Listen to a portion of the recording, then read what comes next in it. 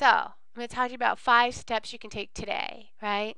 And it comes down to basically writing that goal or vision. And you don't have to know every step to get to that vision, right? I didn't know I was going to go work for Microsoft. I knew my next step or my first step was go to business school. And then I got into business school. I did the program, learned what I could, met who I could, and said, okay, the next step is to get a job. Well, it was a recession. I couldn't find a job, and I ended up going back to a technology company, a small technology company, and I did the best I could then. And then I met my practice husband, and my practice husband had a master's in electrical engineering and an undergrad in electrical engineering and a master's in computer science. And he got a job at a pharmaceutical company and was bored as hell. And I was like, I knew enough, right? I went to business school. I knew enough to know that he needed to be in a company where software was the primary product.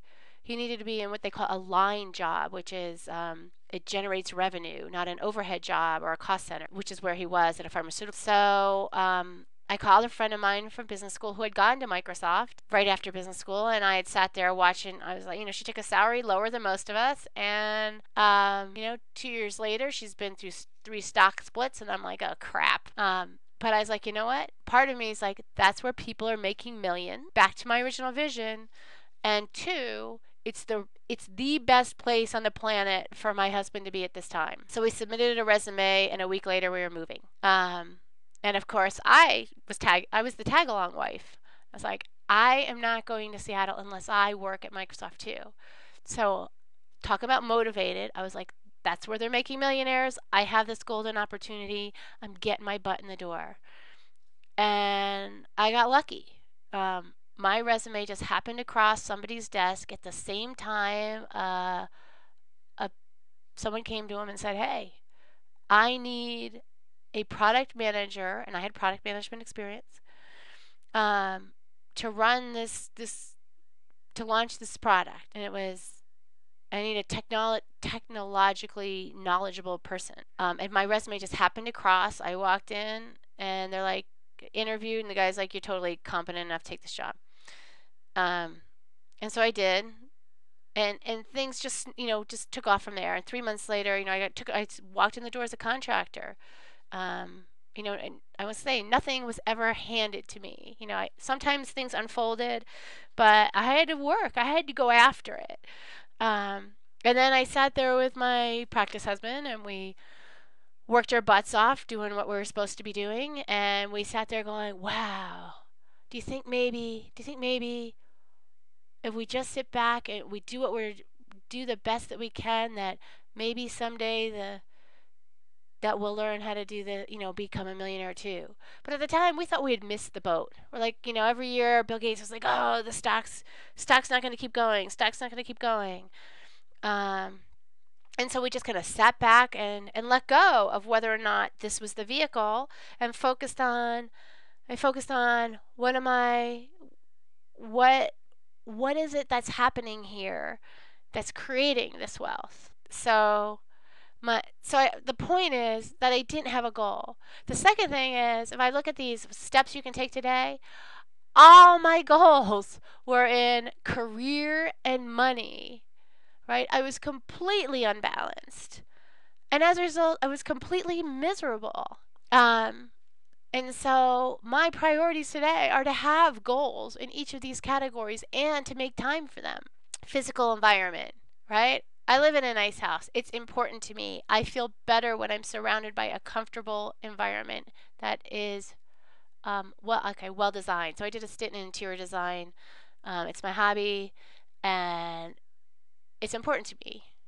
A well-designed and functional environment is important to me. Fun and recreation. I still work at this.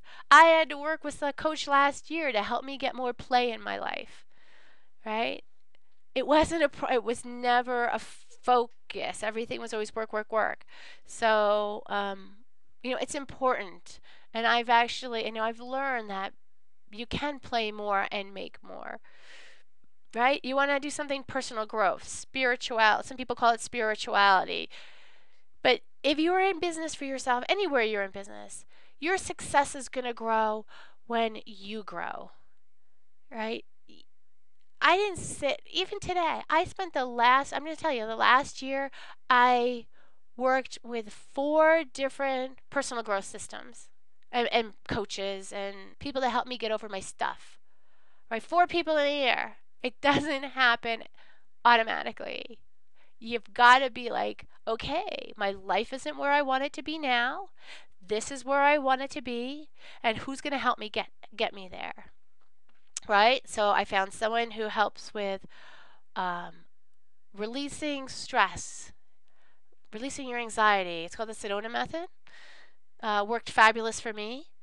And this person's also a kinesthetic like she's also works with play. It's the play-based therapy, but it's very kinesthetic.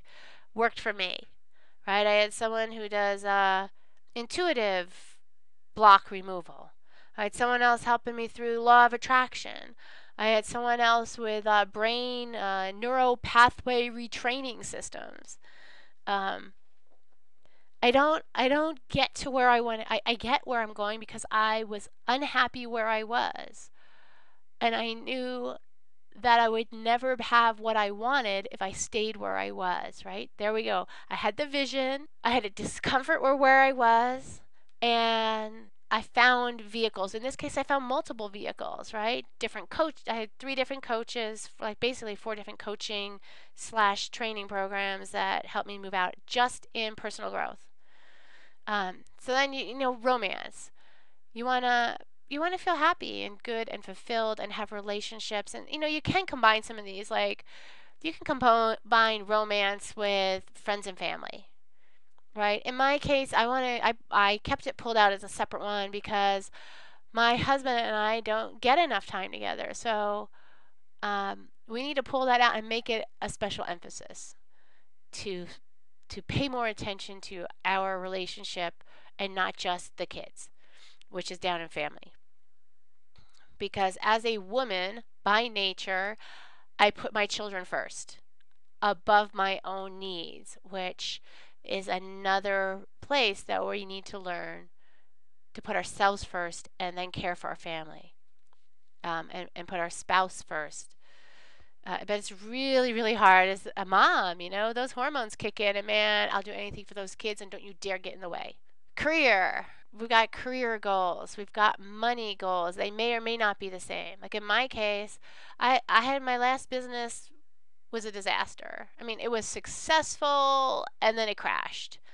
And I got a lot of crap I got to clean up from there. So I have money goals. Some of my money goals are related to cleaning up the mess. Health. This is something I've sacrificed repeatedly in my life to get my success, and it doesn't have to be that way, and I even have to learn how to make that a priority, right? So I had health goals last year. I lost 47 pounds in 5 months, right? I found a diet coach, a program, someone who could support me. I knew I couldn't do it alone. I had tried for years. I needed a system and I needed support, and it worked fabulously, right? But I learned a lot through that too because my husband did it. And the closer my husband got to his goals, the more complacent he got, right? He was like, this is good enough. Well, the more closer I got to my goal, the more motivated I became. And I sat there, why am I getting more motivated? Why am I getting more success the closer I get to my goal? While the others I observe around me get less and less successful. And a couple things I noticed was, right, my vision was bigger than just losing what my original goal weight was. My goal weight was just like, this is something that is achievable, let me just get there. But once I got there, I said, well, you know what? Really, I want to be thin. I want, well, thin. I had a coach, right, who could help guide me to what was a healthy weight. Um, and I was like, is it healthy for me to go further? And she's like, oh yeah, you can go this much farther. I'm like, okay, I'm going to go to here because I haven't been there in 30 years. And I got there, and she's like, you're fine where you are. Your healthy range is much lower. And I'm like, then I'm going for it because my vision was to be able to stand on a stage of hundreds of people and be inspiring. I wanted to look kick-ass. I wanted to feel kick-ass. And I knew some of my health issues could be resolved by kicking this diet thing out of the ballpark. And so what it really came down to is I had the vehicle, right? And I had the support that I needed. I had my vision was bigger than what I had originally set forth. And so while others, their vision, they may have had an aggressive vision, and as they got closer, they're like, well, this is good enough. Because their vision wasn't powerful enough. The complacency came in, right? The lack of discomfort. They got more and more comfortable and less motivated. Friends and family. Relationships are important, guys.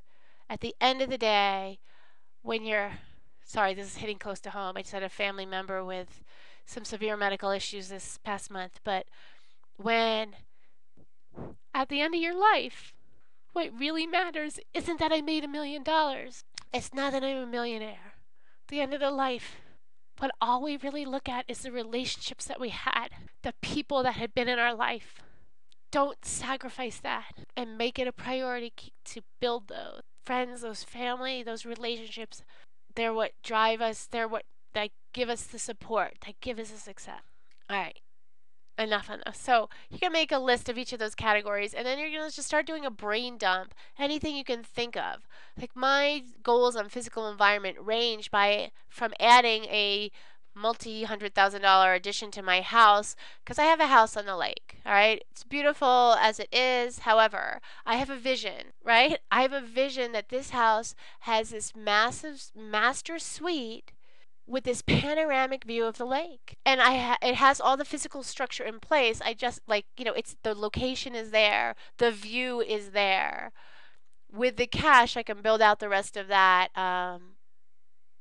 house, and I can see myself in that room. I've seen it for years, and in the last couple years, there's a point where we thought we were going to lose the house, and we put it on the market, and we tried to sell it, and it didn't sell. We lowered the price, and it didn't sell. And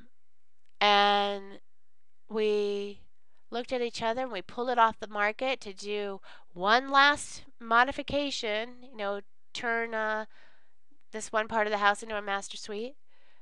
It really isn't as fancy as it sounded. I just needed to put a door in front of what was a playroom and call it a master suite. We pulled that house off the market and we looked at each other and we said, I have never lost sight of the vision of sitting in that master room, standing in that master room suite. I can see myself. I can panoramic see the suite around me. I have such clarity of vision. I can see myself looking out at that view, looking at the deck, looking out over the view. And I said to my husband, I have never lost sight of that view, and that I just haven't lost that. And he goes, I see it as crisp as day. And here's another life-changing moment, right? We looked at each other and said, we could go in fear, drop the price, and liquidate the house. Or we can go forward towards the light and believe that we have what it takes to get there. And that's what we did. So far, everything's worked out. That's a vision of my physical environment. But other physical environment is, I envision that my children help keep the space clean without any conversation from me, right? It's an effortless act. There's another vision for my environment. I have another one, which is like hang pictures on the wall. Honestly, that's really a task, but it's something I threw down in my category, right? So if I go on, I can prioritize. Well, obviously, my Master Suite Edition isn't going to happen this year, but it's still on the list. And I can get all these other steps towards getting there, right? And eventually, I'll get there. But so it prioritizes hang pictures on the wall. Little things. Pick up the mudroom. Those are priorities, right? And then the next step is book, right? Some of those things I can just take out my calendar and book out time for. I can even just book out time 2 hours every Saturday. We're going to pick 3 things on the task list and knock them out. And same thing with work. It's the same thing. I'm just using physical environments first thing on the list.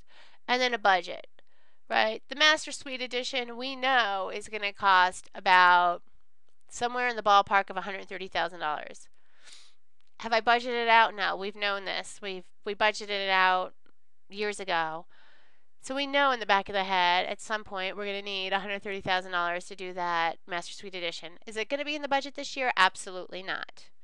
But we still have when I've made space for it in my energetic space. We've got the vision, we know the budget. I've got a discomfort, and we're still moving in that direction. So those are 5 steps you can take today.